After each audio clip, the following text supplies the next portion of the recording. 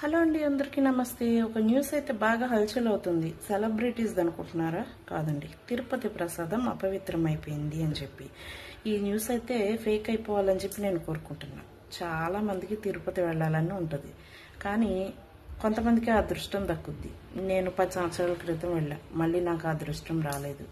కొంతమంది వెళ్తారు, అక్కడ నుంచి ప్రసాదం తీసుకొస్తారు, వాళ్ళ ఫ్రెండ్స్ అండ్ ఫ్యామిలీస్లో పంచుతారు.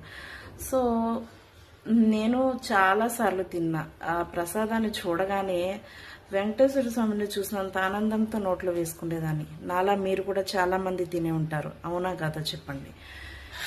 ఆ ప్రసాదమే ఈరోజు అపవిత్రం అయిపోయింది. వాటిలో ఏవేవో అమంగళాలు కలుపుతున్నారంట.